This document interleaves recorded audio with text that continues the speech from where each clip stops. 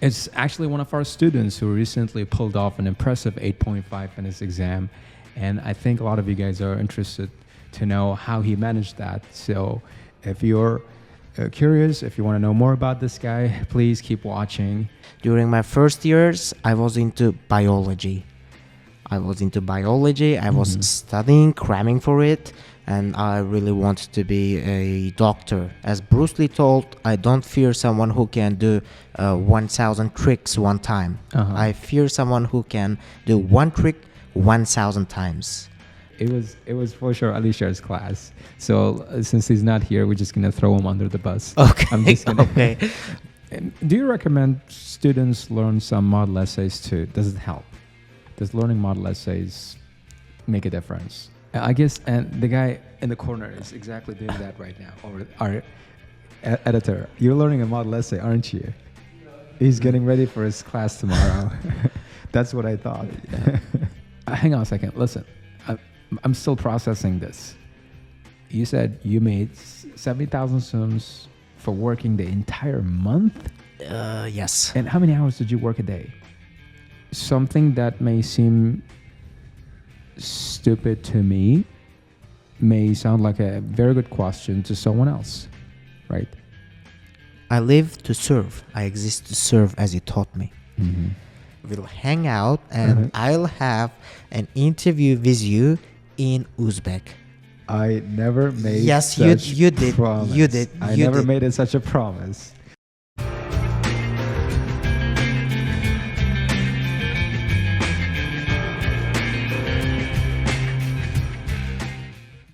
Hey guys, hey everyone. Welcome back to another episode of Ad Astra Muse. I'm your host, Muhammad Ali, here again. And today, I'm super excited to be talking to our guest today because it's actually one of our students who recently pulled off an impressive 8.5 in his exam. And I think a lot of you guys are interested to know how he managed that. So if you're curious, if you want to know more about this guy, please keep watching. All right, let's get started. Welcome to the show, Mr. Jonibek. Hey, good evening. Thank you. I'm flattered. It's an honor to be here, honestly. Yes. Yeah. I mean, this exact place is where you used to take classes. Now you are here. We're talking, and you're on the show. So how does it feel to be here? Well, kind of surreal, honestly, because a couple of months ago, as you said, I was here. Doing reading tests, listening practice, writing, working on my speaking, and now it brings back old memories and good stuff. Okay, all right, yeah. So today's podcast is going to be a deep dive into your life, into your preparation process, and we're going to be talking a little bit about teaching as well, a little bit of everything, right? So what do you say we start off today with your background? Would you like to tell our audience a little about what you do at the moment, what you're up to? Well, yes. So as everyone knows, the name is Jonibek and the surname is Tolibov. I'm just a regular guy from Gejdoğan. I'm from Bukhara, and now after graduating this program, I'm teaching, just leading some classes and trying to live an honest life. Yeah. That's interesting. So before you got into learning English, so what were you like? Well, can you kind of reflect on your life before you started learning English? Yeah, that one is kind of interesting, because I remember I passed the entrance exams of a boarding school back in Gejdoğan, and during my first years, I was into biology. I was studying, cramming for it, and I really wanted to be a doctor. So if it weren't for my teacher, Dilshod Ahmedov, who truly inspired me, who is still with me and guiding me through, I wouldn't be here, honestly. I clearly remember it was back in, if I'm not mistaken, 2014, when he selected me as a nominee from our school to participate a regional competition contest, and then my journey to English began there. Yes, so I still am grateful to my teacher. So it sounds like you kind of got nudged from biology to English. To English, Right. yes. And do you regret that decision, or you think it was a good one? That was the best one, the best decision I have ever made. Honestly, I mean, English has opened a new door to me, has transferred me from just an introvert guy who would just hit the books every now and then, and I don't know, don't talk to people, and to a kind of, I hope, social person. And now I think I'm trying to learn a lot, because if you know English, you've got a big database, a big resource to everything, like ranging from biology to psychology to teaching to literature. Everything is in English, so yeah. And now I'm teaching. It adds another layer of complexity and another layer of fun. Sorry. Mm-hmm. Yeah. Yeah. And you said learning English was kind of transformational for you, right? Yes, it was. So it not only changed your perspective on life, but also your personality, right? Yeah. So can you elaborate on how exactly English made you more of an extroverted guy? So you went from being one of those quiet kids who never talks in the class to being the guy who's not afraid of talking in front of a camera. So how exactly English did that trick for you? Well, yeah, that is deep. Sorry. I mean, I used to be that kind of guy, quiet guy, as you told. But as soon as I started learning English, I had to like take extra lessons, participate in competitions, contests and everything, and that automatically meant that I had to interact with people. So I had to be adaptive and get out of my shell. And what I really loved about English was the movies. And the more movies I watched, the more kind of more open and social I got. And I guess, yeah, that's it. And don't you think you've made different friends along the way even if you stayed stuck with biology? Don't you think you would have also had those interactions and watched movies in Uzbek? No. I mean, not possible. No. Why not? You see, after today, I really hate watching movies in Uzbek. Sorry, no offense, don't get me wrong, but most of the translations they really suck. Sorry about the language, but they do. But you don't have to apologize for that, because truth has to be told, right? Yes, I mean, when I watch movies, cartoons, everything, I get to. I try to dive into the psychology, the message the creator or the author is trying to give, and when you translate it from another language, the meaning is kind of lost in interpretation. So if it hadn't been for English, I wouldn't be the person who I am now.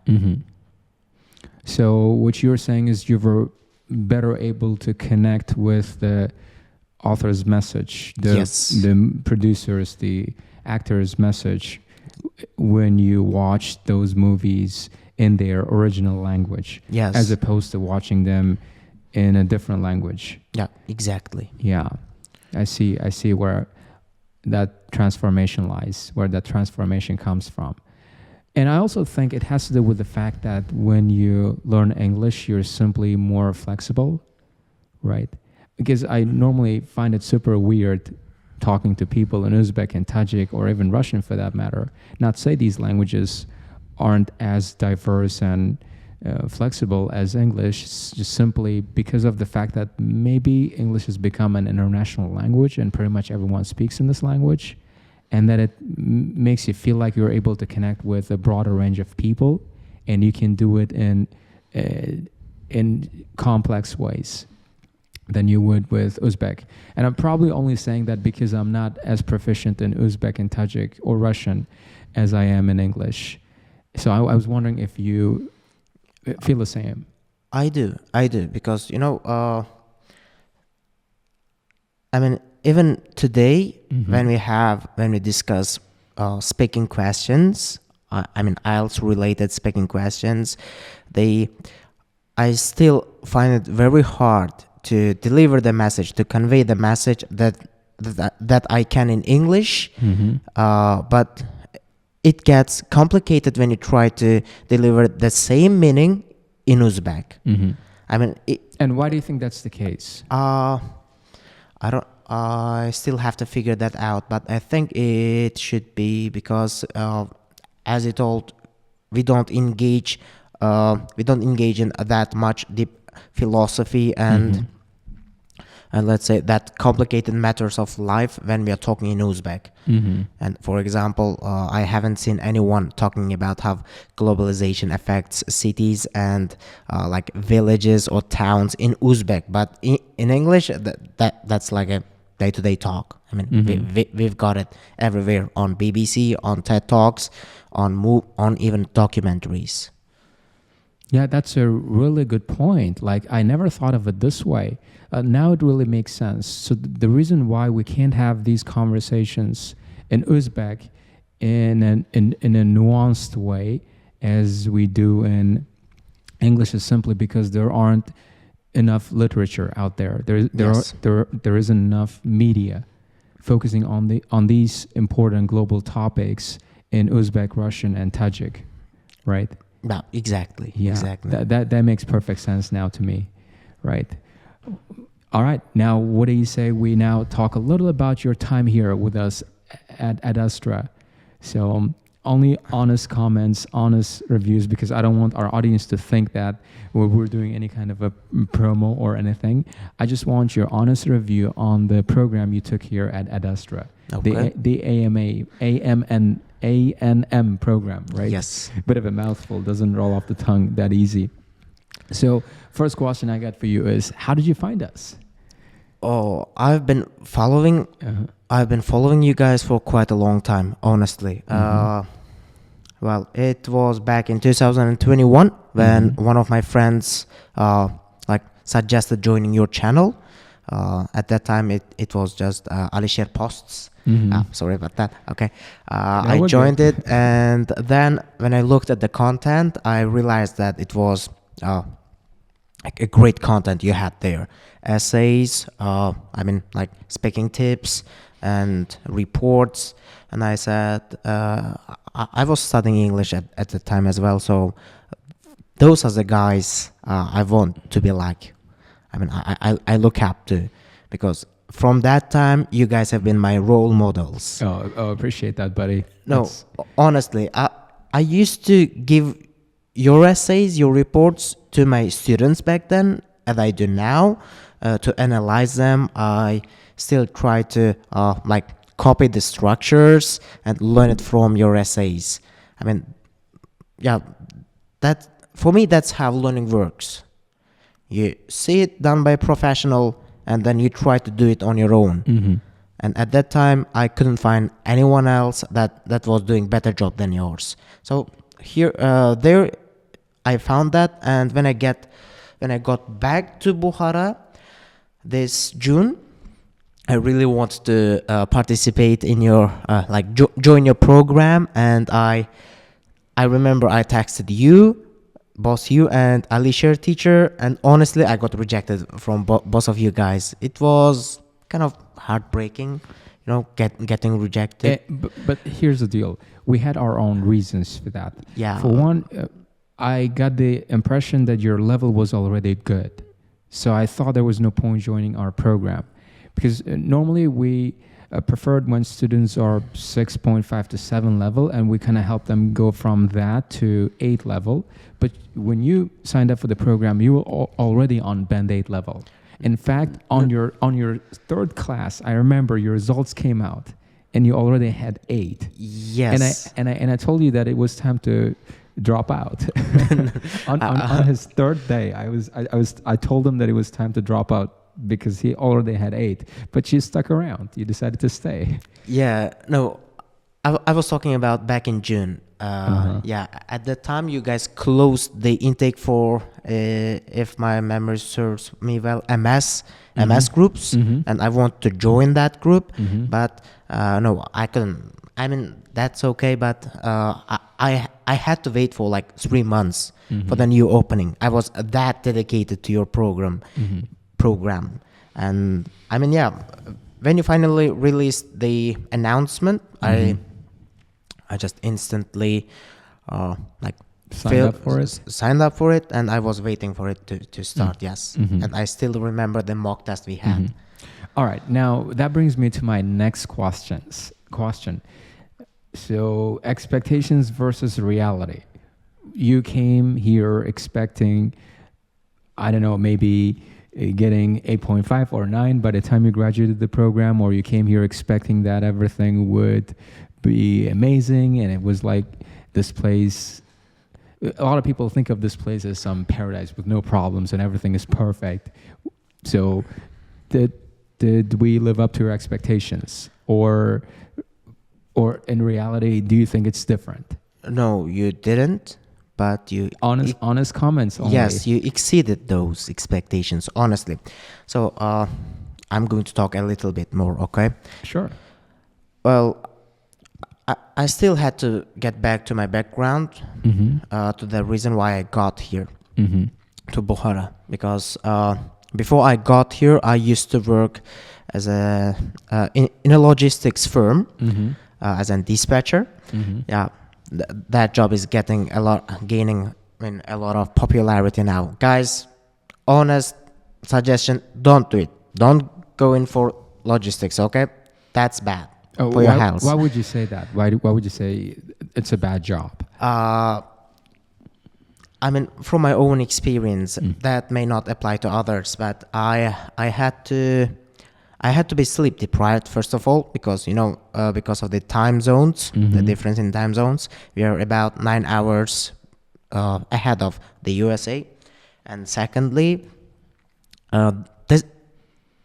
what they show and what the salary they advertise are different from the reality. I mean, yeah, So can you disclose those numbers? Because we wanna be as informative as possible here. Yeah. So they promised you X amount, and when you showed up and told you you're gonna be doing this much work and this much you're getting paid. Yeah. So right. What most people don't know is that there are 3 shifts. Okay, main shift, after hours, and night shift. So the amount of job and the money you get descends and decreases as you go from one shift to another. So the big money they advertise, they promote is only in main shift from about 5 p.m. till midnight or 1 or 2 a.m. But for the starters, what kind of money are we talking about? Well, is it like $1,000 a month? More than that. Oh, really? Yeah, more than that. More than that. So it's around like from 1,500, and it goes up to 5,000. Oh. Yes. That's a lot. Yeah, that is a lot. That is up to like $60,000 a year. But what you have to give up in return is your sleep, your health, your personal relationships, right? You're not gonna be going to family parties anymore. No.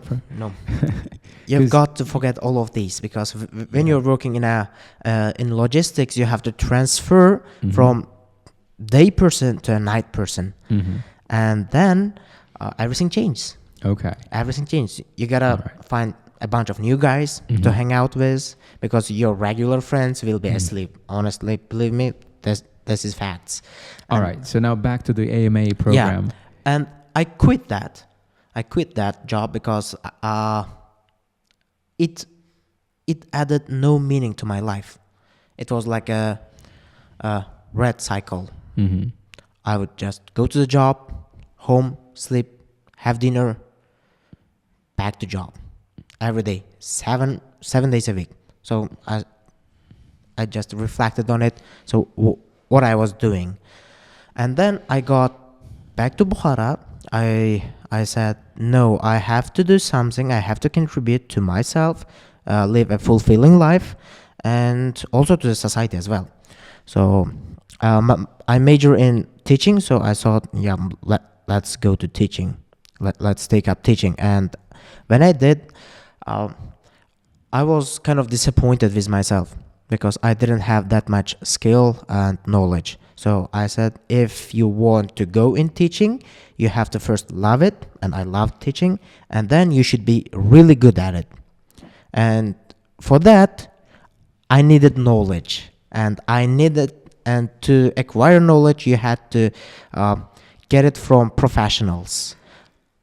And you guys were the perfect example, because I didn't come here to upgrade my score. Here I came to get more knowledge into teaching and into English, because I remember the time I took the test. It was kind of my instincts kicked in when I did the test. I didn't know the rules, the structures, anything else. It was just I sat in the table, like solved all the questions, and that was it. But during my stay here, I learned about the structures and where everything goes and how it is organized. And knowing that makes, I hope knowing that makes me a better teacher, because you have to show and explain and demonstrate how every test is solved, how every problem is solved. Yeah. So the main reason why you signed up for our program was not exactly because you wanted to necessarily to improve your general English, but was to gain some skills. No, so it was more of observation what you did than learning. No, the reverse, vice versa. So I came here to improve my writing and speaking, and to get more knowledge on reading and listening, because as I said, it was just but listen, when you signed up, your level was already there. You already had an 8. But I didn't know that 8 is a pretty good score, if you ask me. Like 8, because I had few foreign guests on the show, natives, I mean, and they're all telling me that 6.5, 7 is a decent score, is a decent university score, and not many natives out there can get an 8. Yeah. And you, as a non-native, managed to get an 8 without any preparation or little preparation. So, yeah, that was a case. I mean, with little preparation, I got 8, but it wasn't enough because I didn't know how I got that. It was just accumulated skill during by watching some programs and movies and reading articles and books. I really loved reading like novels a couple of years ago, but I didn't know about the psychology in the test, how I did that. And a good teacher should know all of these. So I thought, first I'm going to increase my knowledge in English and to learn how to properly speak and write and how to do listening and reading tests. Then I would like kind of dive into teaching. So as a better teacher and a better user of English. Right. Yeah. I guess that makes sense. That's a good enough reason, I guess, to sign up for the program. Yeah.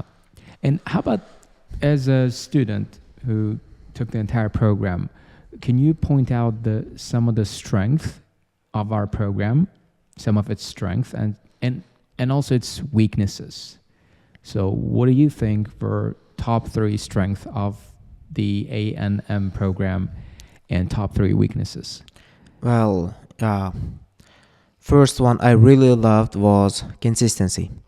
Okay. I mean, we exactly knew where we were going, what we had to do, and we just did it again and again. Mm-hmm. As Bruce Lee told, I don't fear someone who can do 1,000 tricks one time. Uh-huh. I fear someone who can do one trick 1,000 times. I mean, we did it again and again until we increased and became professional at it. Mm-hmm. Next thing would be the atmosphere. Yeah, Yes. here everything is different. Everything is different because we've got a Adastrian spirit here, kind of competitive one. Uh-huh. Because when I got here, I felt kind of humbled. Everyone around me, like they had decent command of English, they had like better writing skills than me, and also we just kept competing in every mock. And the third one would be that regular mocks. Honestly, I still love them. I'm sorry I couldn't come today. I really wanted to take part in today's last mock, but it gives you a progress check, how you are developing, how you are on what skills you're making progress, and where are your mistakes and weaknesses. As for the weakness, no, I didn't Yeah. see. There has to be some weakness. There has to be some shortcomings, right? Okay. So you can't think of any. How No. about punctuality? Come Yeah, on, yeah, talk yeah. about that, it, that- right?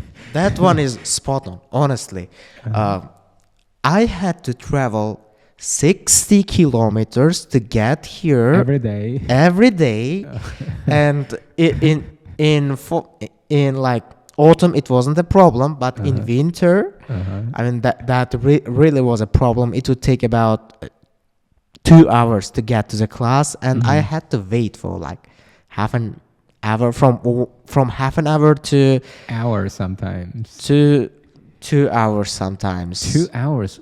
There was a time when you had to wait 2 hours for class to start. Yes. All right, and I know for sure it wasn't my class. Okay, it was for sure Alishar's class. So since he's not here, we're just gonna throw him under the bus. Okay. I'm just gonna. Okay. I'm so sorry. Yeah.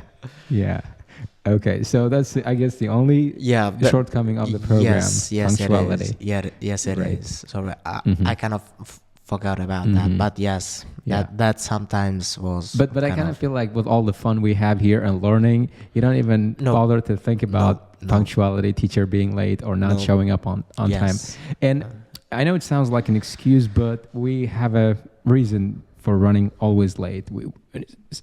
I know it's an excuse, but I have no other way of really putting it. I have no other way of describing it. So the reason why we always run late is simply because this entire school is on our shoulders. We don't have managers CEO taking care of the school. Yeah. So we are the manager, we are the principal, and we are the quality control. We are the sometimes the security guard. We're doing all these. We're juggling all these different balls at the same time. So Yeah, I mean. yeah, things sometimes fall between cracks, and we sometimes even forget we have a class scheduled. Try to be on time. Try to be punctual. We're trying to cater to everyone's needs to the best of our abilities, but yeah, sometimes things don't exactly go as planned.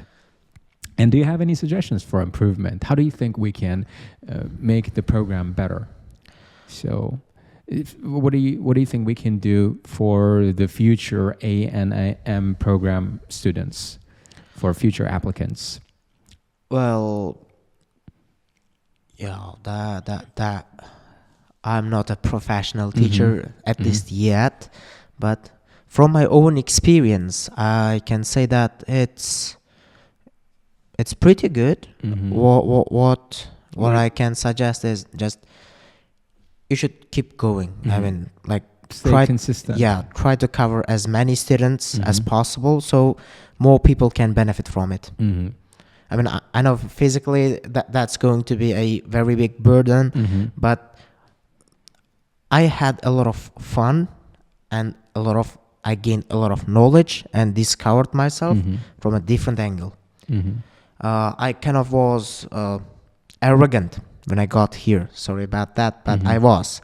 But when I was graduating, it kind of felt humbling and real. Yeah. I mean, we were like a family here, honestly. Sometimes we like took care of our group mates.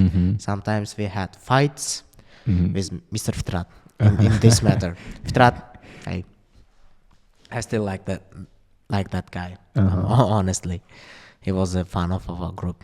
Yeah, you were guys like competitors. I really loved him. Do you guys still keep touch? Yes. Do you guys still talk? Yes. And we want to organize a football game today, but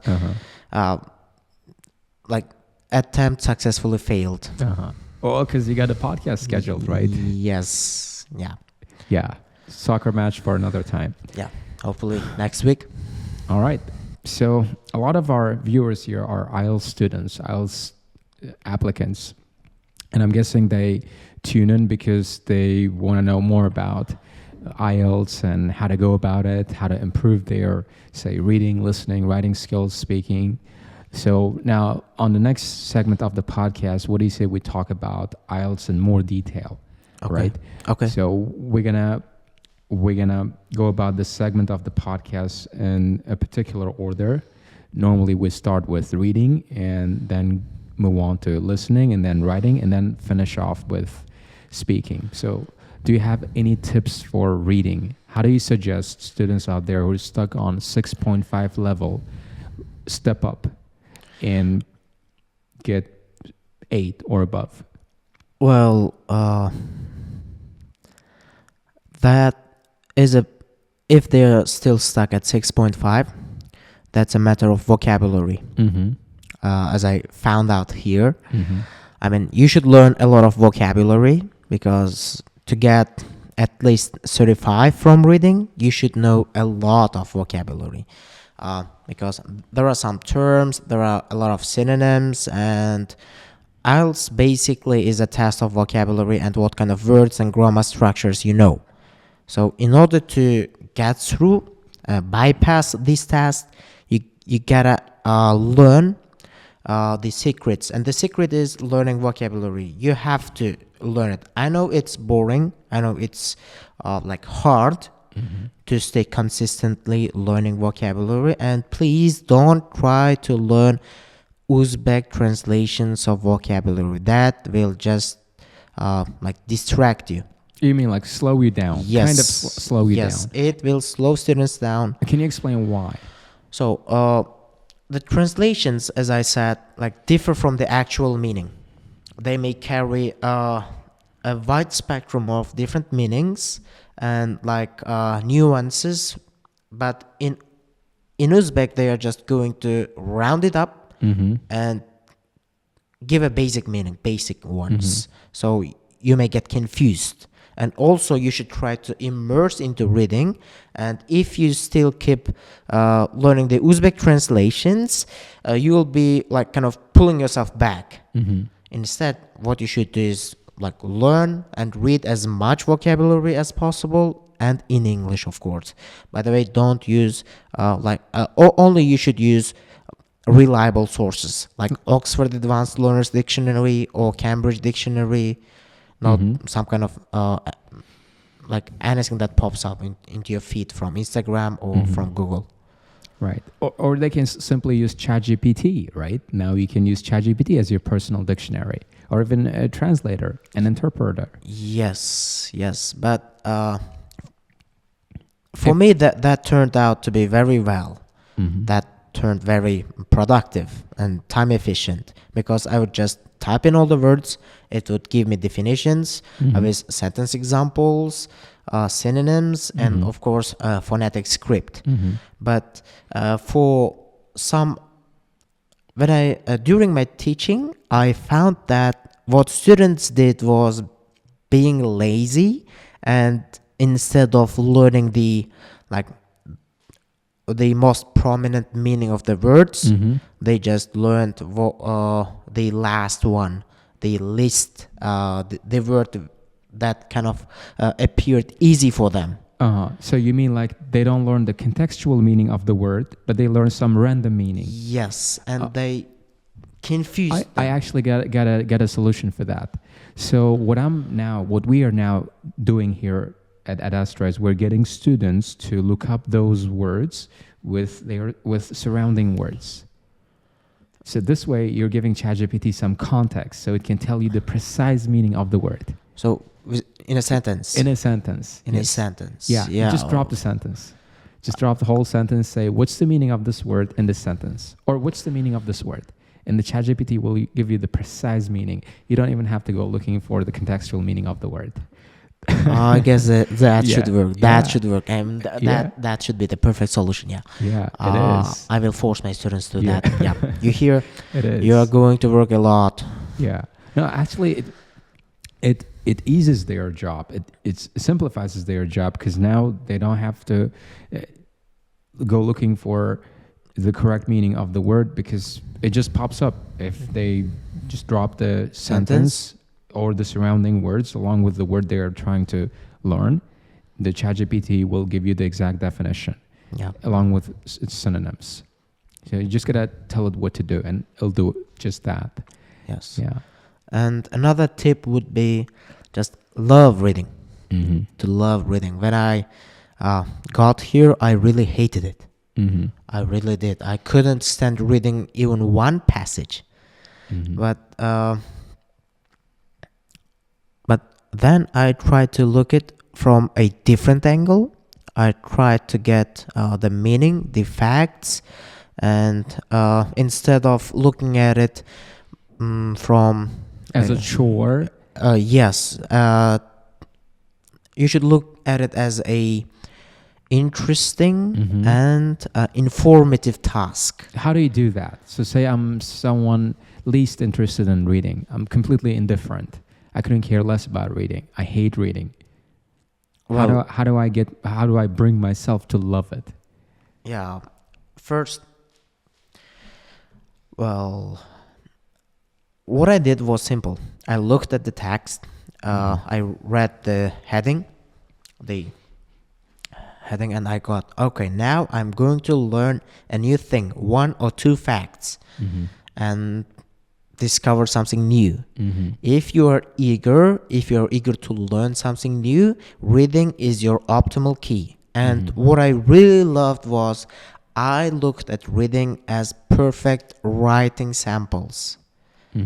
So when I was doing a reading test, I would just highlight the grammar structures and perfect phrases and try to apply them to my writing, to my reflection channel.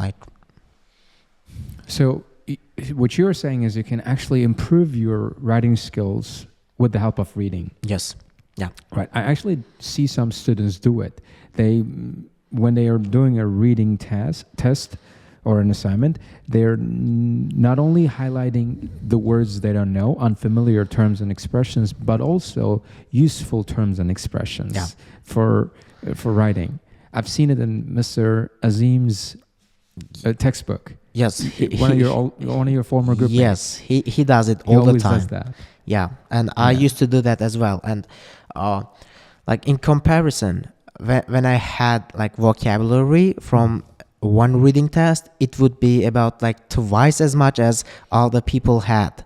So I would not only, as you mentioned, learn the unfamiliar words, but I would kind of just repeat the ones I already knew but wasn't sure about, and the ones that I found to be useful and unique. Yeah, that's quite an interesting approach. It's like killing two birds with one stone. Yes, exactly. Yeah. Exactly. I mean, you should try to be more efficient and use it wisely. Use your resources wisely. So, And what's interesting is at the same time, you get to know about all these different topics. So you're building in the process this impressive repository of ideas that you can eventually use in your writing, right? So the benefits you get from reading will carry over into your writing skills as well. yes. And the other time I had Mr. Ford on the podcast, he said something along these lines. He was basically saying, reading So writing improves with reading. Yeah. Writing improves with reading. Yes. Yeah. So if you're someone who's already getting 8.5 or 9 in your reading, that means you do have a knack for writing. And if you're still getting 6.5, that means you simply don't know how to structure, how to organize your essay. Yes. Right? But you're good in terms of vocabulary and structure. Exactly. And ideas.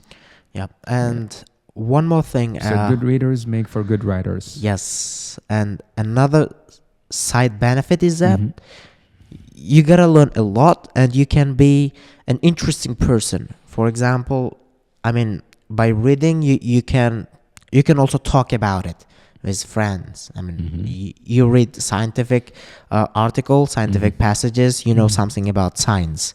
For example, how malaria spread out, or for example, how Ford created its first line, like Model T, if I'm not mistaken. Yeah, this kind of things, and you will increase your overall knowledge base at the same time. So what you're saying is you can use it as a flex. You can flex about your knowledge at school. So you see, guys, reading makes you a cool guy at school. So do more of reading. Okay, now let's talk about listening. Yeah, I mean, for listening, my story is kind of, I'm sorry, again, because I didn't follow what I was assigned, because instead of doing a lot of practice, I watched a lot of movies. I'm a movie addict, and like a movie buff. Yes, and till now I think I've watched about 500 movies, if not more. That's actually nothing compared to how many movies I've watched. I've watched probably 1,000, if not more. I mean, that then I should catch up with the my all teenage years wasted. I mean, watching movies is good. It does help you improve your speaking skills, I guess. A little bit of speaking if you're imitating. Yes. And you get to learn a bunch of cool expressions, phrases, learn how to talk like natives, and you pick up on their cultural terms as well and references, which make you sound even more like a native when you talk. But at the same time, don't go overboard with it. Like, exactly. Because after hearing this, I know some teenagers gonna get in their couch, open their laptop, and binge watch Netflix. Because that teacher told me I gotta watch movies. No, we're not saying no such thing, right? For me, that was different. Yeah, I watched movies just in order to listen to what they were talking about. So to kind of like prepare my ears to receive English words in English. So I could get better grasp of the context in an audio, and to have a better understanding at the same time. So it's kind of reading between the lines, and I enjoyed it, and yeah, all I had to do was to get into the to learn some structures and some let's say strategies that were helpful in doing listening. And for me, as you said, I also wasted my teenage years watching a lot of movies, and I think that might be the key why I'm able to keep this like lines in listening, honestly. But you shouldn't. Honestly, if you want to increase your listening, you should do practice and just listen podcasts instead. That's what I'm doing now. I'm trying to get more podcasts. They are informative, and they are more like real, actual, like listening tracks. So who do you listen to? Well, like BBC, and something I now really am enjoying is a YouTube channel, new one. I highly recommend it to you. It's called Ad Astra, because they've got cool people coming and talking about teaching and everything. So yeah, they've got this host. I really like that guy. Yeah. Okay. You should watch him. Subscribe. Hit like button. Thanks, buddy. Appreciate it. No, I mean, honestly, I really love that episode with Alisher teacher. I still like. I've watched it about like 2 times or 3 Can I be times. honest with you? Actually, that one is one of my least episodes. Least. Oh yeah, probably because. All right, this is my going on record saying this, and I know Alicia is probably watching it. It probably doesn't. I don't know. Anyway, so that day, I was kind of off. I think, and if you pay close attention, you can tell that I didn't feel like talking, but no canceling. I didn't want to cancel the shoot. I said, okay, let's roll. Let's go ahead and do it. Yeah. Yes. And I feel like after watching that episode, I realized it was probably a good idea to cancel it and to shoot it later. But anyway, so what I'm trying to say is that day I didn't feel like shooting the podcast, but we did it anyway. Yeah. And so you're suggesting it could have been better. It could have been better, a lot better. Yes, a lot better. I could have done so much better. I feel like I did not contribute to that episode as much as I wished, as much as I wanted to. And for that reason, buddy, Alicia, if you're listening, you're going to come on the show again, okay? We're going to have another episode. I mean, it was, for me, that episode was genuine. Uh-huh. I mean, it was just 2 guys, 2 of my teachers sharing lifetime stories. Yeah. And I really love that because here we don't talk about that stuff. Yeah. So I kind of discovered you again for myself. Rediscovered you guys. Yes. I feel like that day, Alicia, he actually brought a lot to the table. He shared a lot of great stories. I did have a lot of great stories to share too, and for some reason though, I felt off. And it happens to me like every now and then. I show up to work and my head is not in the right place, and it's kind of spinning. And I think it's probably because of the fact that the night before I was kind of sleep deprived. And yeah, but we gotta redo that episode. For me, it was all perfect. I mean, I still love that quote from movie Good Will Hunting. Mm-hmm. What people call imperfections are the good stuff. Oh, are the good stuff. So yeah. you've got something to remember. You see, now so whenever you talk or whenever you're reflecting on these old episodes, that one stands out because you couldn't live up to your own expectation, but that one gotta stick out. You're not going to remember your best performance, but the worst one, as you said, it'll just stick out. Here I am, just reminding you what kind of time you had. Yeah. But those are the good stuff. I mean, honestly, for me, that's a case. Yeah. Or always bother you like a splinter under your skin. Anyway, so for listening, watch movies, or even better, listen to podcasts like this one and do more practice. But I want to make one quick addition here. Rather than do lots of practice, do one practice and do lots of reflection. Yes. Do one practice and do lots of reflection. As opposed to doing lots of practices and little reflection. Yeah. The way I did it was simple. I would do a test, check the answers, and work on my mistakes. And once I worked on them, I would just replay the audio, just go through it, and then I would redo the test. If I couldn't get 40 out of 40, I would replay the audio, but this time I would use the audio scripts. I would go through all of them. I would look up the words and phrases I didn't know and analyze it.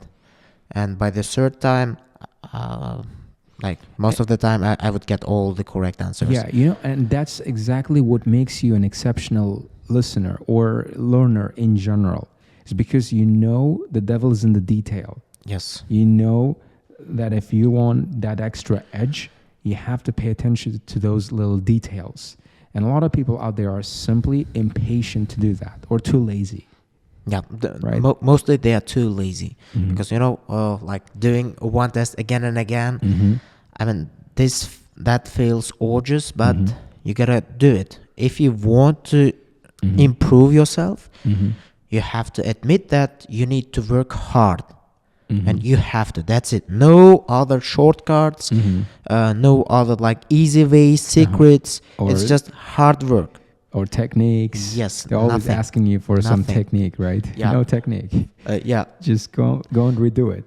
teacher. Listen to it again. Yeah, teacher. How can I improve my listening? Uh-huh. I say by listening. Uh-huh.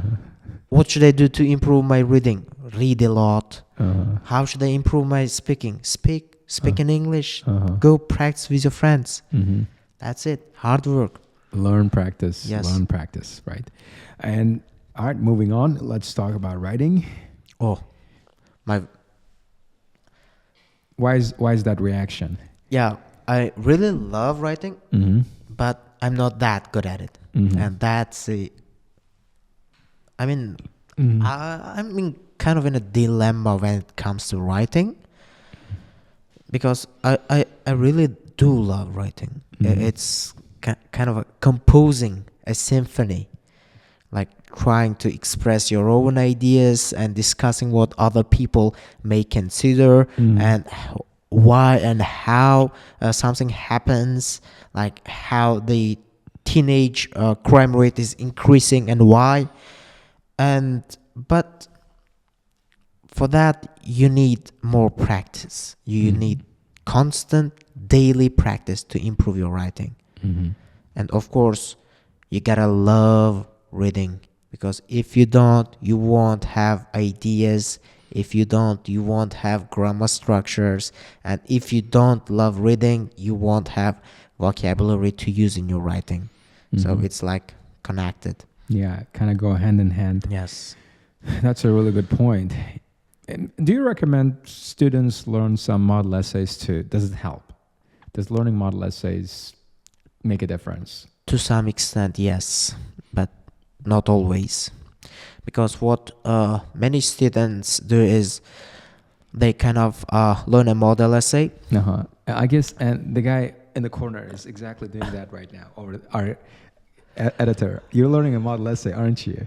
No. He's getting ready for his class tomorrow. That's what I thought. I mean, they learn a high band score essay with great structures, and they kind of insert their own words and ideas where there is interchangeable words, and that like lowers down the overall balance between the structures and the argumentation and the words. For example, if you learn a band 9 essay from Simon, and if you cannot transfer it to its full extent to your essay, that's just going to turn up to be a band 5.5. Yeah, band it just 5. backfires. Yes, it backfires. So what you should do is like talk to your teacher, identify your own level, and try to increase it step by step. Not just like you shouldn't be a copycat and learn it and just write it all.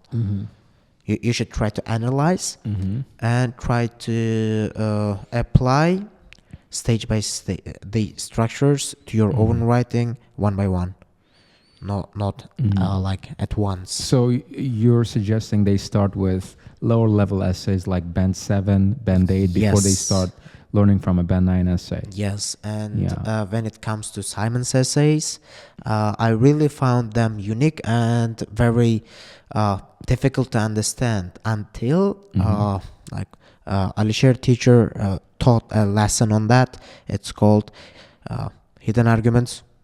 Okay, I really loved that, and when I learned about that hidden argument part, I looked at his essays from a different angle, and it all made sense at that time. And I still like reflect on that lesson, and I try to extract the best meaning and what Simon is trying to say from his essays. So, and also try being more mindful when learning a model essay, right? So Yes. why does it say that? And what's that example doing in that paragraph? And how does it relate to the main point? And why does the author use that expression or that phrase? And how does that argument or that point helps advance the main point? So try being a little more critical. And if you lack that ability, then you might want to discuss that essay with your friends. So try getting their take on the essay. Ask them whether they like it. Ask them how they like idea development. Ask them if they like vocabulary use in that essay. So you need more of those interactive, mindful discussions, group discussions, ideally guided by a teacher-guided discussions where you guys can see what's going on in the essay and how it can be, how you can transfer the author's skills, the expertise to your own essay. Yes. Right. Exactly. And what many students may lack is argumentation. They're just going to pop out all the ideas and may not support it enough adequately. And that also like backfires and lowers your score. You should everyone should work on their argumentation. I mean, if you cannot present your ideas in a proper manner, there is a You very mean like if you can't back up your point. yes. Yeah. Yes, you should support your ideas with explanations, with reasons and examples, and then you should summarize how it adds up to your main argument. Right. That's a really nice point. Guys, you should be taking notes. Right. And finally, speaking. Oh, Well, what do you say we talk a little about speaking as well? yeah, speaking has always been my weakest point. Why would you say that? I think you got amazing speaking skills. You're just cutting yourself short, buddy. No, I mean, I don't know. I try to do well in speaking, but I don't know. I kind of have hesitation and I panic, and I cannot use the words I want to that I want to use properly, and yeah, these are the things, and I have a very bad time management when it comes to speaking part 2. I mean, I speak about like You got 4 or 5 minutes. You got eight in your speaking though. Yeah, You did. I did, and I was impressed. You know, Yeah. I was impressed from my own score. I didn't expect it to turn out to be 8, and no one else did. But my teacher, as I said, Dilshad Ahmedov, said you can get an 8, but I said, teacher, I mean, that's not possible. I mean, yeah, when I still remember this, my the results, the process of checking the results was surreal. I mean, do you remember Asylbek Shuhratov, the guy? I can't place him. I mean, Asylbek Shuhratov. yes. Well, which group was he in? In FS1, then we got transferred to FS4. But Oh yeah, I remember that guy. He actually got suspended from school. Yes. He actually got expelled Yeah, for by me. I remember the day when I expelled him. It was in the lobby. Yeah. It was a very intense interaction. He failed his class a few times, and I had no other choice. I just realized there was something wrong with the guy. It was lack of interest. He's somewhat indifferent and distracted at the same time. yeah. And he was caught up in this imaginary world. He was deep in self-development and motivation stuff, and a little bit of philosophy. Not a little bit of too much philosophy. Too much philosophy, right? And to the point where he had lost touch with reality, and he forgot to do the actual stuff, the actual work. Yeah. Instead of doing home tasks, he would just dive into like philosophy and working on himself. And so what I did was I made him check my results because I couldn't. So you guys still keep touch? Yes. I mean, we are we Is he okay? What's this guy up to now? now Just out of he took curiosity. speaking today, Uh-huh. and he has got a main exam this Thursday, upcoming Thursday, and well, I was so shocked, and my expectations about the results were so low that I couldn't check it myself. So I made him check, and I called him. So how was the results? And I asked reading, because I knew I screwed up reading, and he said, "Bro, you got 8.5 from reading." I said, "Oh." He started with overall or No. Well, with the reading section, Uh-huh. I started with the reading section. I said, "Oh, I said, "Okay, what about speaking?" Because I knew that I would at least get 7. And he said 8, and I couldn't believe what I heard. Bro, I said, "Are you kidding? Are you playing with me on Right. this day?" Pulling a prank on you, yes, right? Probably. come on, bro. 8. I have never taken 8 from anyone in my life. And he said, "No, bro, seriously." And I knew, and something I knew was I was pretty satisfied with my listening. So yeah, I got 9 from listening. I knew that. And when it was time for writing, I said, "Is my writing 6.5 again?" And he said, "No." And at that point, I was kind of like, I had a cold shower of like sweat. Yeah, I was in a panic. I said, "Wow." Because you thought you got 6? Yes. And I said, "Is it 6?" And he again said, "No." No. And I thought, is it that low? Because I couldn't finish my task 1. I was only able to write an introduction and an overall, and I had to write about 5 extra words to finish my body 1. And at that point, I thought it was 5.5. And you didn't have body 2 in your No. And when he said 7.5, it was so surreal. I got kind of emotional, 7.5. I had never expected that, honestly. Yeah, I mean, I was also impressed with my speaking, because, I never got above 7 during my stay here. Yeah, every time I got 7, No, hang on a and second. I again never 7. scored you. Yes, but Alisher never, teacher did. I never score students speaking. Yes. I never do. Yeah. The scores I got from Alisher teacher was all 7. I mean, every time 7 is straight. So yeah, I was pretty much impressed. 7 is the king. Yeah, 7 is a lucky rings round. here. Yeah. It's a decent score. It's a pretty good score, guys. Yes, Come on. it is. 7. It is. CR7, right? Okay. All right.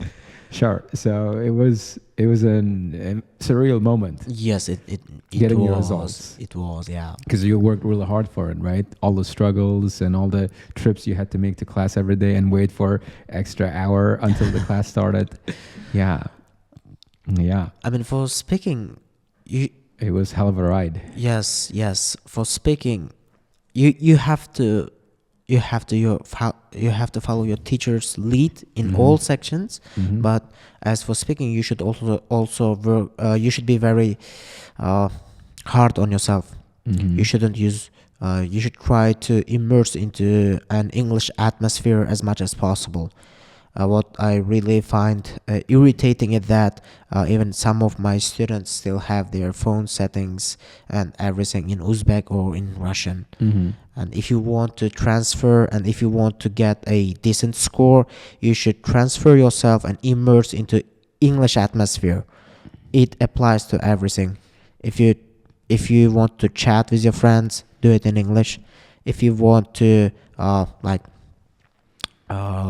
I don't know, like write in English. If you want to read something, let's say I have to unlock a phone, just Google it in English, okay? No Uzbek, at least for during a preparation time. this is what my students get it wrong.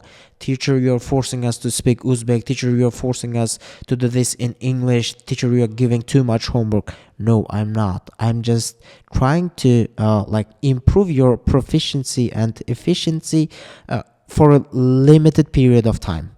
For, let's say, for 5 months, 6 months. That's it. And by redoing, they are re-engineering their environment. Yes. Yeah. Yes.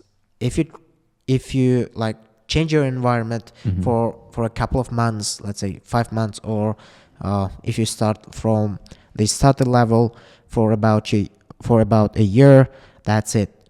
You can get your desired score and you're free to go and do what you like. I mean, it's your life. No, I mean, after that, you just simply get accustomed to everything being English. Yes, of course. Right. I mean, yeah. And the sooner you embrace it, the better, because once you go abroad to study or get into an international school here or international university, you're going to be expected to do everything in English. You're ranging from your assignments all the way to your lectures and interactions you have on a day-to-day basis. So the sooner you made that switch, the easier your life gets. Yes, and Right. that's a key for speaking. Just speak more, but do it in English, not in Uzbek, in Russian or Tajik in that matter. Right.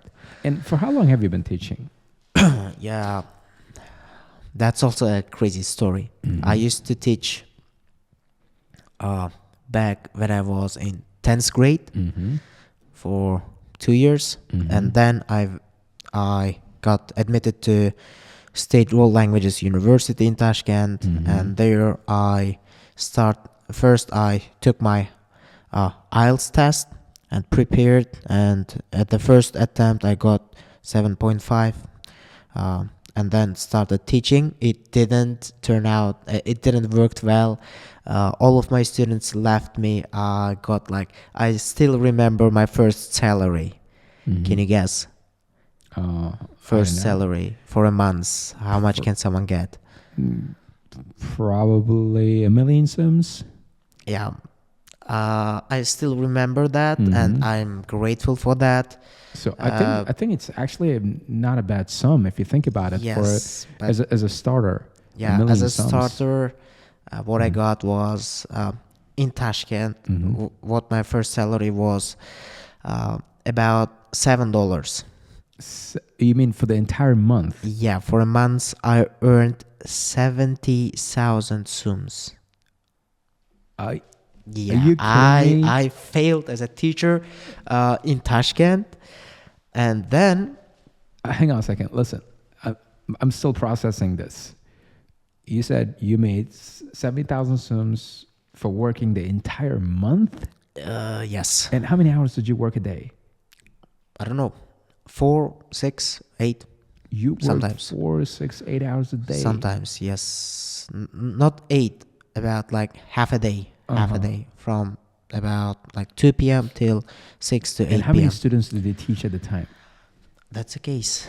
That I mean, I had only one student, so yeah.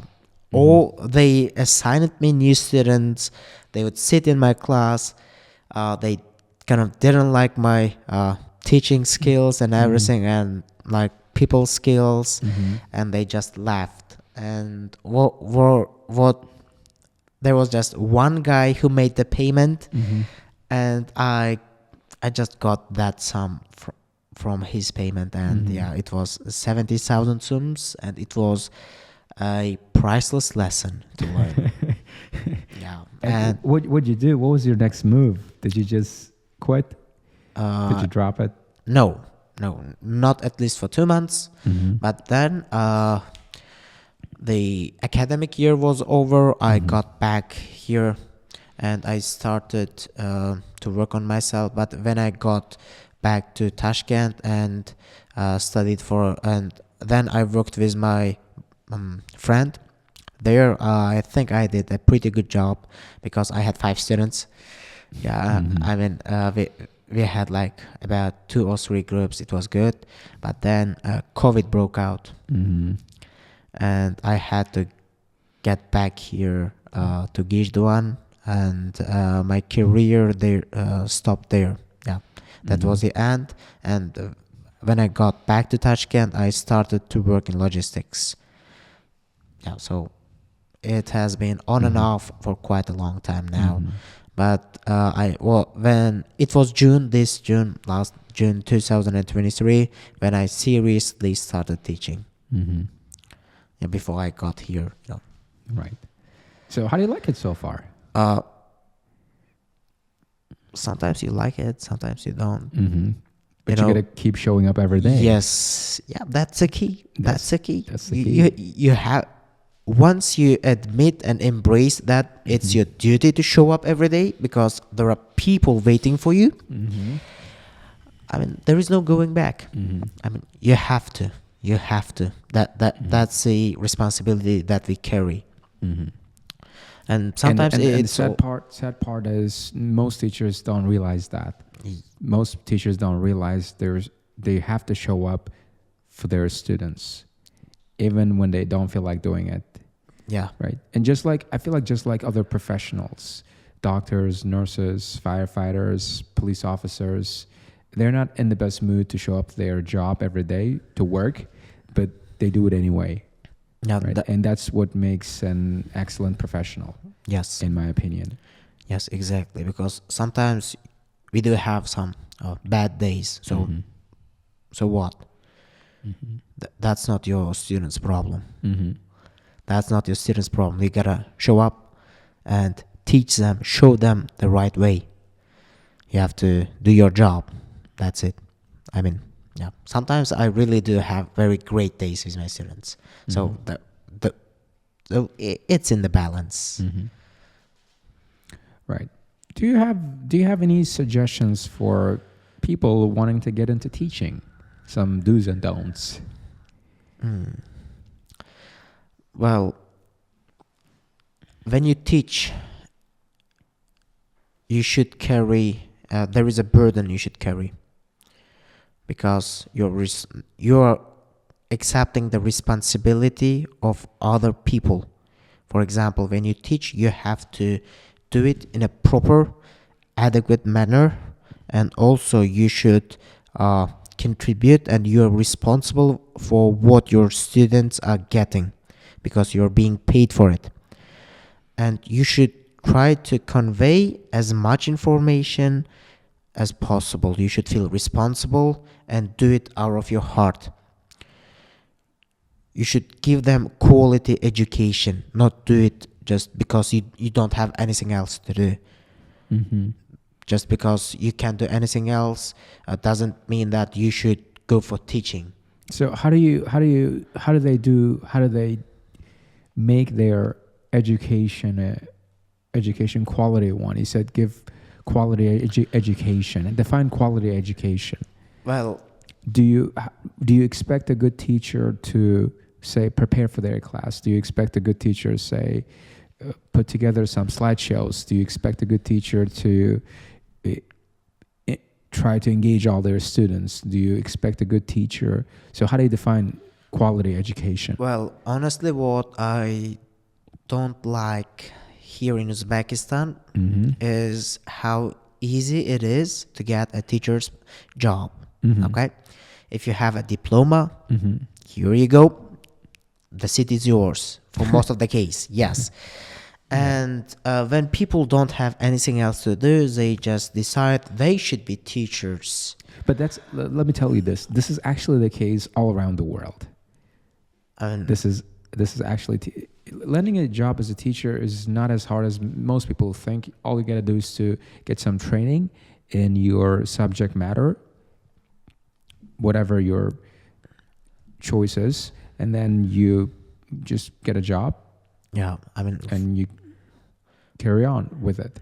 So do you think there should be another set of, say, recruitment criteria or process? Yes, because, teachers... For eligibility. Yes. So if so, what do you have in mind? So teachers, the quality of teachers is kind of dictates the quality of adults that we are going to have in a couple of decades. Okay. So that's a big deal, you know. If you want your country to develop, you should pay attention to how good your teachers are. Okay. And for that, for me, a good teacher should have first like good command of their own field. For example, if you're an English teacher, you should be good at it. Okay. And then you should be very good at defining your students' needs. You can't just go out there and teach how to write a band 8 essays to a starter. And you should define your students' needs, and then you should have an individual approach to each student, because students have different needs and they differ in their personality. Some may some may acquire a knowledge when you just say it out loud, or some may learn and master a skill by doing it in hands-on fashion, while others need more kind of a auditory aids and help. And then you should also be very good at rewarding when it's due and punishing your students at the same time, because rewarding keeps them motivated, whilst punishing gives them a lesson. And one more but very important thing is that you should be a role model.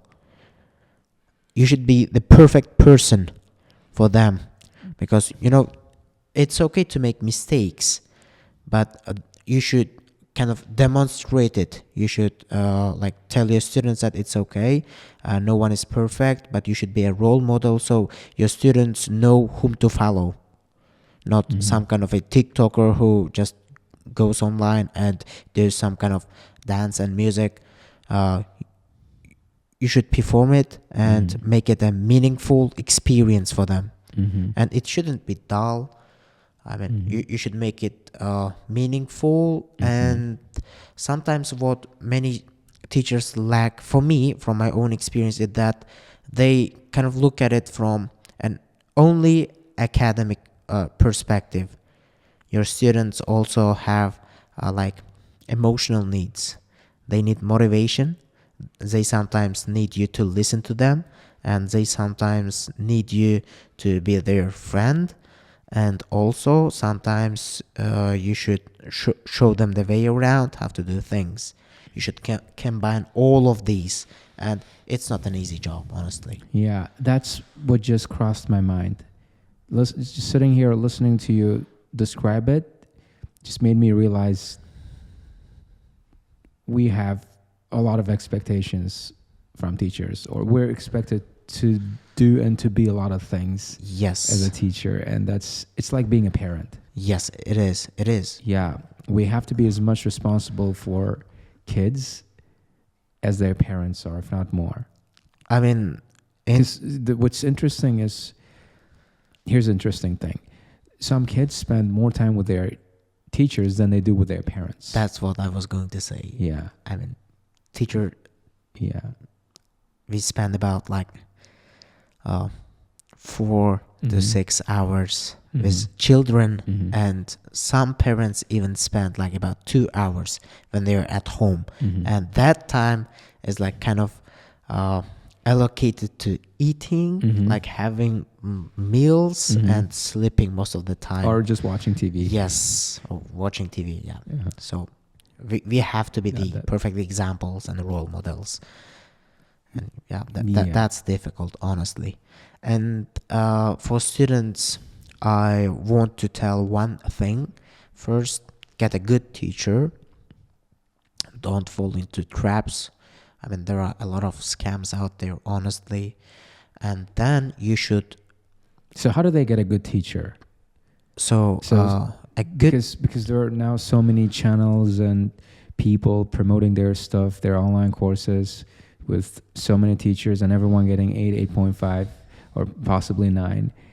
We got all these different options. Students got all these different options they can choose from. So how do they weed out and choose the right one? Well, Just the same way teachers weed out students and pick the good ones. yes, I mean that also is a Mhm. time-consuming Mhm. activity for me, because you gotta attend their lesson, Mhm. at least a trial lesson, Mhm. shall we call it, and then you should see, and you should students should consider the results of the students, and also how what kind of approach the teacher is taking. What kind of approach the teacher is taking? You mean- Are they only producing like kind of, let's say, robots that kind of recites all the templates Mhm. and all the examples, Mhm. and just Which is what we kind of do here, but for a reason. Which is kind of what we do here. No, I mean, and sometimes students feel that way studying here. no, I mean, we do it here. You do it for a certain amount of time Mm-hmm. to instill that skill, but it's on the students to create the samples and to learn them. Mm-hmm. But for most of other areas, they learn the prepared samples, and they recite it all the time. It kills their originality. Mm-hmm. You should try to be authentic. As a teacher, you should, as teachers, we should try to create free thinkers, Mm-hmm. or not just a bunch of people who just kind of Memorize and repeat other Yes, people's lines. Yes, other people's lines. Mhm. The key is being authentic. I mean, if you don't have Your own mind, then Have- you're no different than a robot, right? yes, no, Or an I mean, NPC character yes, who can't think for himself. yeah, just Right. like a bot. But you gotta admit that there is a certain amount of memorizing to be done. There's a certain amount of learning and recitation to be done in the classroom. Yes, because And I see it as a necessary evil. I see it. I'm not a big fan of it, but I know I have to do it. Just the same way when you're in second grade, your teacher gets you to memorize multiplication table and makes you recite it in the class a few times, or the alphabet. So I guess there are levels to it. Starting out, you should be completely fine with learning and memorizing, as long as you do it in a mindful manner. yes, exactly. And it's teachers' job to make sure students get what they are learning by constantly asking them questions, making sure they look up the words, and encouraging them to discuss those answers. and right? how they can apply Yeah, those learned samples into real life situations. Right. And all these little things they do in the class go a long way. Yeah. And Yes. and push students in the right direction. Right. Yeah. And yeah, back to the teachers. Once you find a good teacher, and you should stick to them and follow their lead. Okay. Mhm. What some students do is they're going to take class for a couple of months from one teacher, jump to another couple of months, and then they try to find another one just because they're too lazy, and they just get kind of bored in the same setting. No, that's not how you learn. No, you should find a teacher and follow their lead. That's it. That's a key point. Key point is in consistency. You should be consistent with one teacher, and you should finish all that he has to offer to you, and at that point you will be satisfied with what you have achieved. And here's another way you can tell you got a good teacher. If your teacher encourages you to ask questions, then he's a good one. He or she is a good one. Yeah. If your teacher encourages you and praises you for asking questions, then he or she is a good one.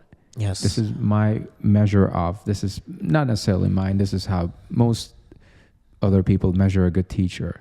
Yeah, exactly. So, but if you get a teacher who tells you to think only one way and doesn't listen to you, or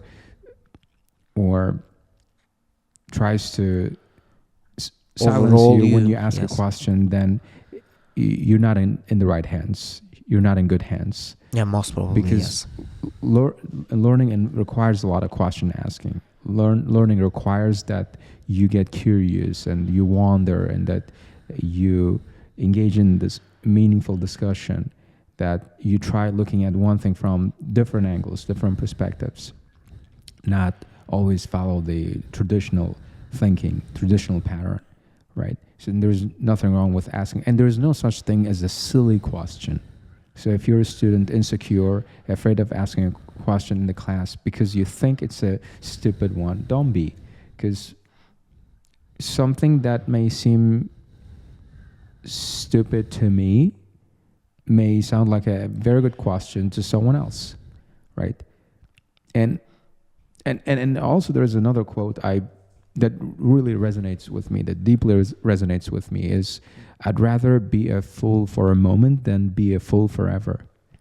Yeah, exactly. Yeah. But honestly, So I've do got ask questions. Questions are good. yeah, I've got to disagree with you on that point, because there are some, I mean, they are not silly questions, Mhm. but off topic and Mhm. off the limit questions. Mhm. Sometimes you gotta, sometimes I face those kind of questions. So what do you mean by off-topic questions? For example, when we are discussing, let's Mhm. say, have to do true false not given questions, or Mhm. have to write introduction for an essay, some students may Mhm. ask, teacher, it's a good weather. Teachers what? No, teacher, is it a good weather today? Uh-huh. Or teacher, what color do you like? Or Mhm. teacher, he said this, he told that. This is actually feedback. When you get asked these questions in the class, you're getting feedback from your student.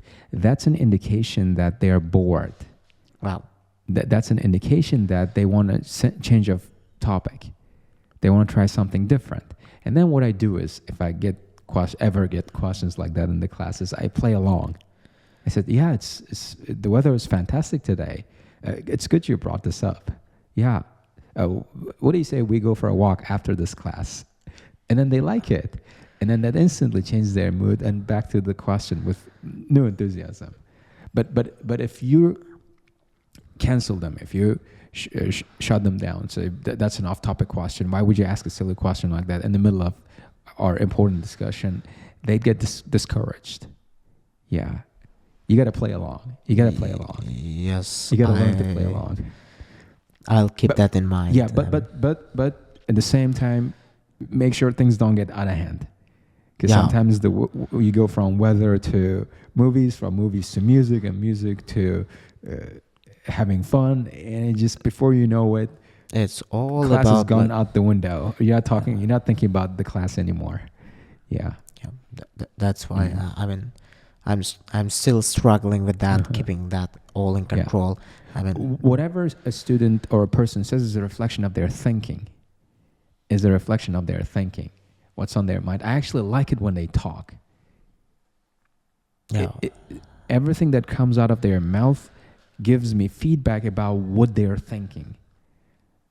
So I take it and use it as a tool to advance my class.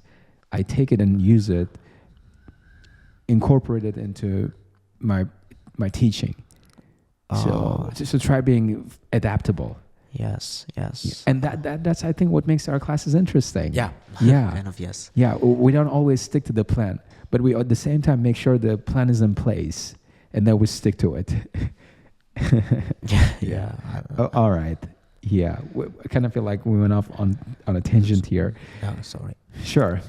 Anyway, it was an interesting segment on teaching. Yeah, teaching. A lot of useful insights. Now, what do you say we talk a little about your personal pursuits as well?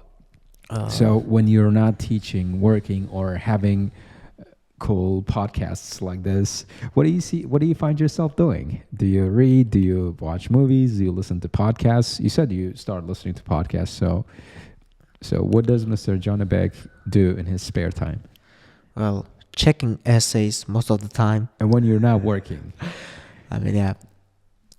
As I said, I try to keep my atmosphere, my surroundings in English, and always keep in shape. I mean, With your English? yeah, with my English, and I try to watch movies Mm-hmm. and discuss the ideas, the overlying message, and the philosophy and everything beneath the cover, and then I try to spend my time with my mother.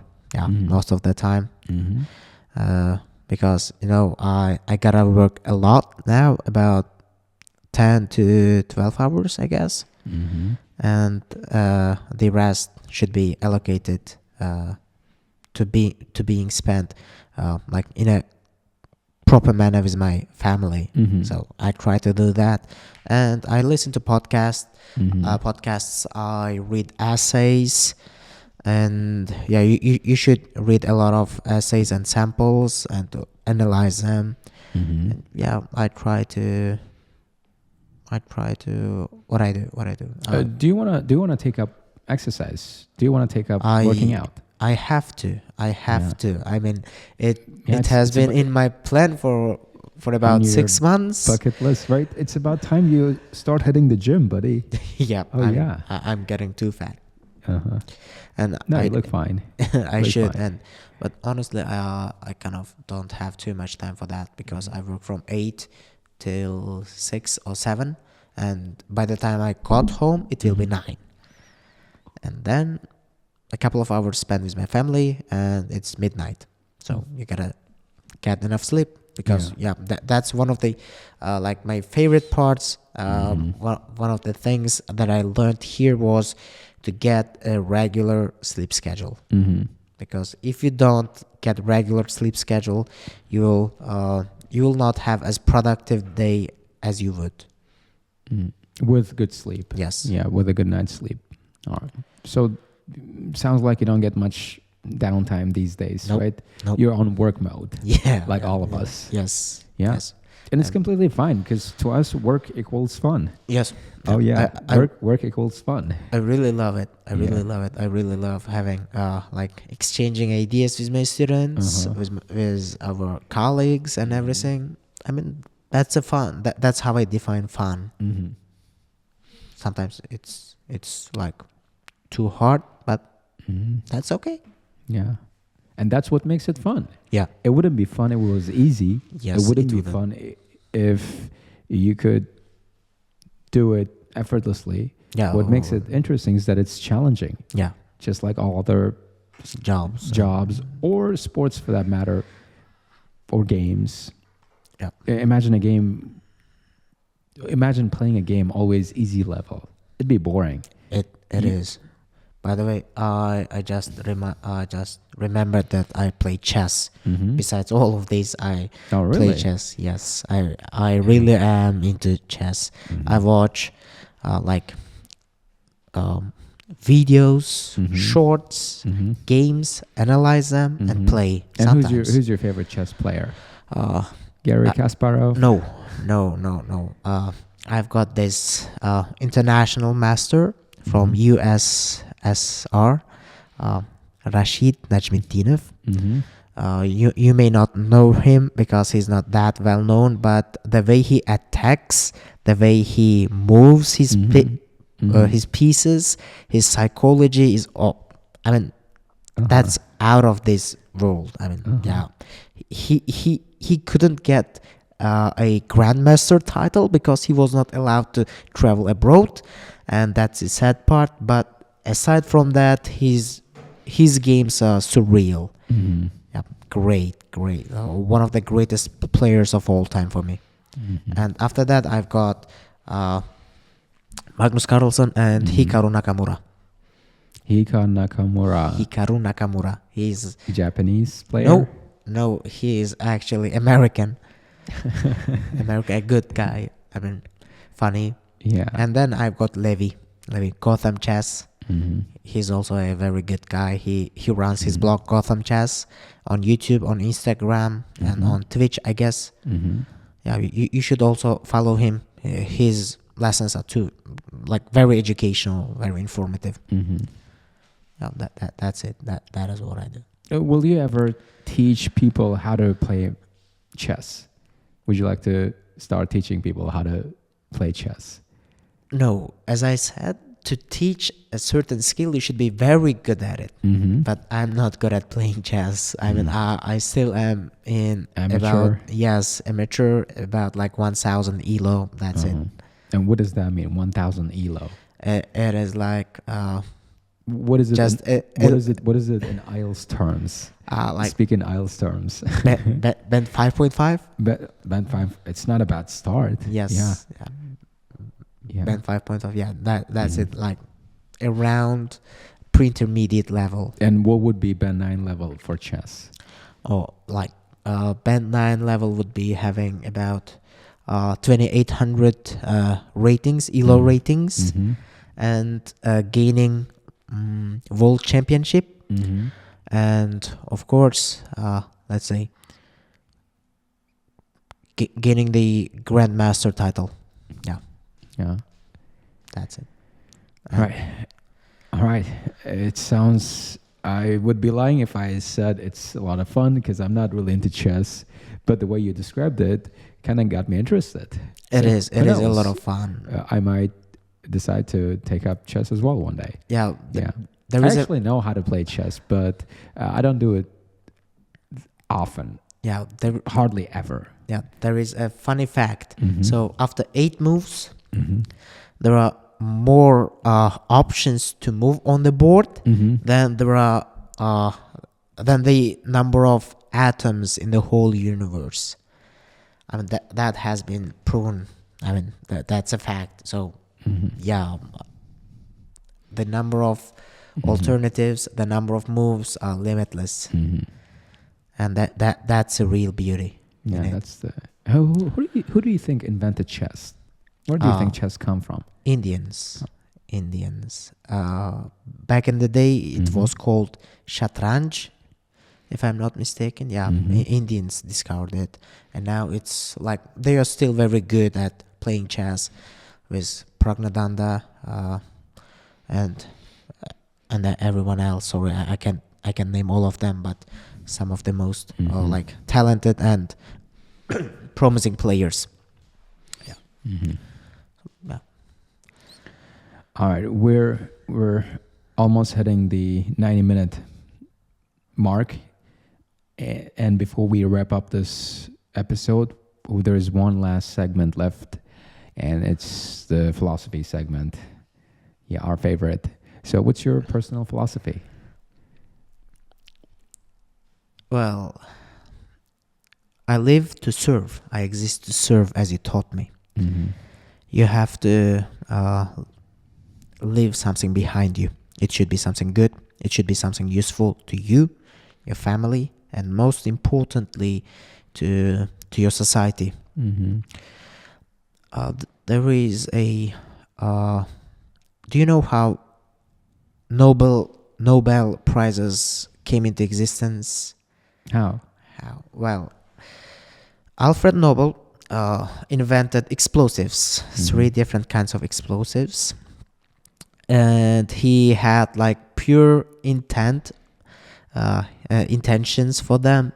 He thought it would ease people's life in mining and in manufacturing and everything, but when bombs were created out of them, people really had like hatred towards Alfred Nobel. And one time when I guess it was his brother, he was traveling to France in a bus, and they had an accident, and he died. His brother died, and Alfred Nobel was one of the few people who could read his own obituary, Death Note, when he passed. And one of the papers like posted this: the merchant of death is dead. Alfred Nobel, who got rich by finding more easy and more effective ways of killing more people than ever before, is dead. And that was so effective, and that kind of devastated him. He was humble.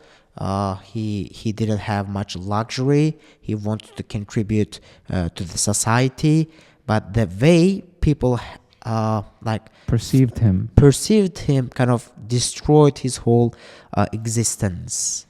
And then he wanted to create something, a device that made that could change the situation, so that people can remember him with a good name. Now a lot of people receive fame after his name, like getting Nobel prizes for physics, for peace, for literature, and everything. Yeah, I still follow the same philosophy. You should think.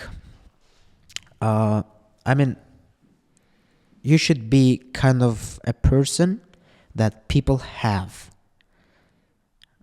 You should be people's backup. You should be people's support, so people can rely on you. And you should leave something good, so when you pass away, people will remember you in a positive way. There should be some kind of, let's say, you should be an embodiment of something, to some extent. So remember you for your good deeds. Yes, And you your should be contribution remembered to their lives. Yeah. Yeah, that's very moving. That's very touching. I mean, like that was the main point why I got into teaching. If you contribute to your society, if you kind of change it, if you can change it in a better way to some extent, you should go for it. And I thought I could try in developing. I could contribute by teaching and preparing good adults and members of the society, and I could leave positive footprints on my society, and that's the main goal. That's what I'm after. I'm not just in teaching to create some band 8 or band 8.5 or 9 holders. I want to create good adults with free singing skills, who can kind of have their own personality, and they can embrace on themselves, and they are kind of independent people, not just a bunch of kids with IELTS certificates. No. Yeah, free thinkers, authentic, Yeah, ambitious, right. And they should love what they do. and I feel like we can only best serve people if we try being the best. If we're by constantly excelling by constantly striving for excellence through constant hard work, grinding, I mean, and having more of these conversations, sharing insights, right? Not being afraid to look in the mirror, see what's wrong, get feedback, accept criticism with grace, and constantly be working on our craft. Yes. And just trying to be the best version of ourselves, so we can create that ultimate version and give it to the world. Yeah, exactly. I mean, no one is perfect, and no one will be. It's okay to fail. It's okay to make mistakes. But what you have to do is enjoy the process. Enjoy that you're making progress. Have faith in yourself, and just keep going. Keep going until your like, let's say, kid version is proud of yourself. Oh yeah. Your kid version looks at you and says, "Wow, I want to be like him when I grow up." Yeah, that's a nice way of putting it. I like that. I mean, yeah, I'm gonna borrow it. I'm gonna steal that line. So be so good that your kid version would be proud. Yeah. So what advice you'd give to 16-year-olds out there? Well, you should set priorities straight. You shouldn't waste your time. Time is priceless. You shouldn't waste your time. If I could, I would have started Earlier. diving into English earlier, when I was in my freshman years. I couldn't. I wasted it by spending it doing meaningless stuff, dancing, going parks and everything. Yeah, you've got to entertain yourself, but you should do it in moderation. You should prioritize. You should set clear goals, smart goals, like break down them into steps, and then you should prioritize your goals above everything else. No, say no to distractions, as you told me. Say no to distractions. That's it. Just keep going. And yeah, I know some of the guys are going to say you attended about 10 weddings during that 5 months stay. Yes, I had to. Sorry. I had to. I mean, I also skipped about 15 of those. Come on. I mean, yeah, but you have to set your priorities straight and follow them. It's not going to be a straight line.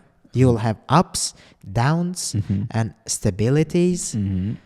But you have to enjoy the process and keep going. One time, when it's due, you will achieve the goals you set yourself. The goals you set yourself. But if you spend it like doing meaningless things, like watching shorts, doing TikTok pranks or videos and everything, you will regret it one day.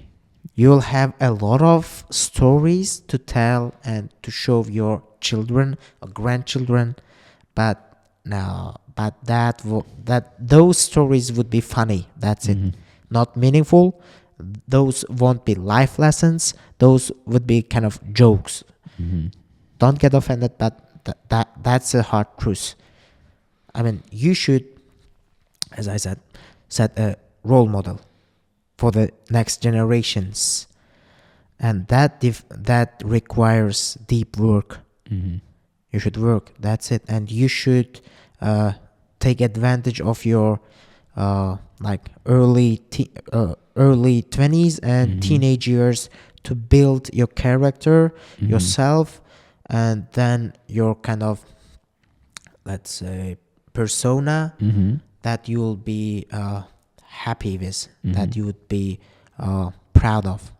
And then that persona will keep you up for the next couple of decades. You know, if you work hard until you're 30, you won't have to work hard till you're 70. But if you spend it partying, clubbing, like watching videos, you have to spend your time until you are 70, and then like wait for a monthly pension that's like very low, and wait for others to take care of you. No, you should take care of yourself. You should be able to do that. I mean, it's in our nature, it's in our nationality. We love our parents, we take care of them. But yes, that's okay. But you should be independent. That you should be able to stand on your feet when you're even an elderly, when you're 70 years old. You shouldn't work a 9-to-5 job when you're 65. No.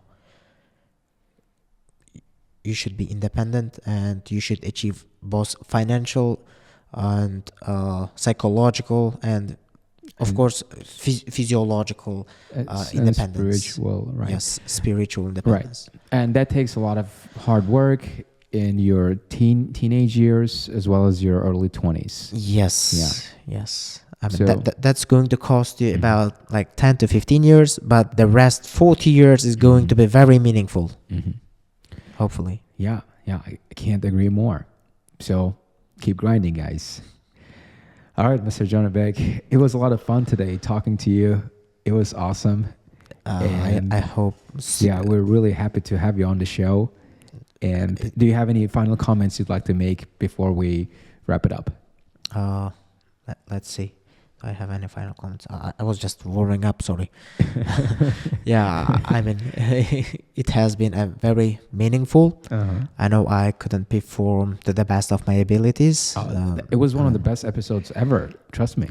I mean, it was one of the best episodes ever. We had a ton of fun. Right, guys? Hopefully. Yeah, please let us know what you think in the comments. Yeah, hopefully. But just I want students, as I said, just to go after their dreams, not just dreams, they should turn them into goals. And of course, try to live something good and positive when you pass away. Yeah.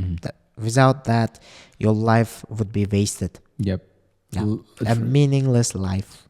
Leave a better world behind. Yeah. Leave a better world behind. And honestly, I was honored to stay here and to talk. And my time here at Ad Astra was perfect. I learned a lot. I made a lot of friends, and I met new teachers like you, our Alisher Domlo. I still like to call him Alisher Domlo, and what I will never forget is the fun we had here, because sometimes, and the guys in essays group will know, I mean, I will never forget how people call me like and what was the word, in Tojon and everything. I mean, it's going to stick in my mind for a long time, and those are the pure gold memories. And I wish everyone like the patience and dedication and having the ability to stay constantly on their target goals. Yeah, I mean, yeah, those are the things. And I can't thank you guys enough, honestly, because when I got here, I was just, I didn't know where I was going, what I had to do. Seeing you as role models, seeing you as examples, I learned a lot. I kind of, in this conversation we had, I also discovered some things that I lacked as a teacher, as a person, and hopefully I'm going to work on that. And I hope we can still keep in touch. Yeah, for sure. We'll always be in touch, buddy. Come on. Hopefully. So hopefully. Once yes. Ad Astrian, forever Ad Astrian. Forever Ad Astrian. Remember yes. that? Yeah. Okay. And I really wanted to be in the same shirt like him. Sorry, I forgot it at home. I mean, I had to attend some unfinished business. But you know what? We're going to have another episode once you get your 9. Yeah. By the way, thank you. Oh, yeah. Do you remember our deal? It's what still deal? in act. Once I get 9, you, me, and Alisher teacher will hang out, and I'll have an interview with you in Uzbek.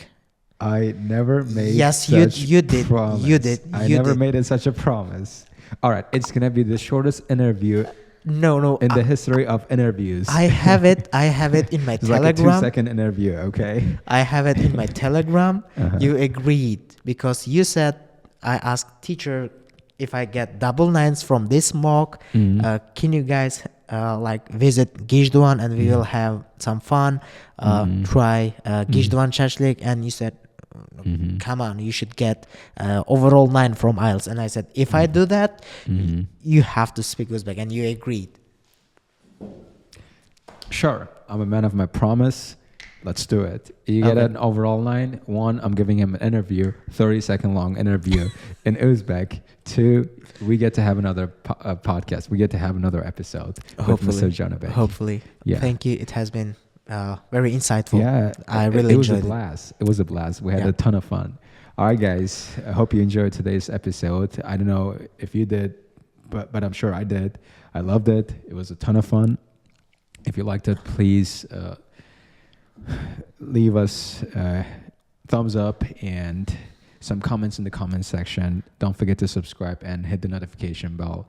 And I'll see you in the next one, guys. Yeah. Can I also do some promotion? Yeah. Oh, yeah, for sure. Go ahead. Go for it. I have to thank my teacher, as I have mentioned before. It's Mr. Dilshad Ahmedov, without whom I wouldn't be sitting here, because he was my inspiration. And now we are working on a project in Gijduan as well to create a good education center, school, like one you guys have here. It's called Ahmedov School. Hopefully, I hope the admins can of course. We're going to attach all the links and the PR stuff. Don't worry about that, okay? We're going to leave all the links to their channel. If you want to hear more about Mr. Jonibek and the project he's working on, please check the description box. We're going to leave all the links there. Okay, thank you. Thank you. I mean, Yep. It was a lot that's of very fun. great. Yes. Thank you. Thank you. Sure. I All right, appreciate guys. it. Bye. I'll see you in the next one. Yeah. Peace.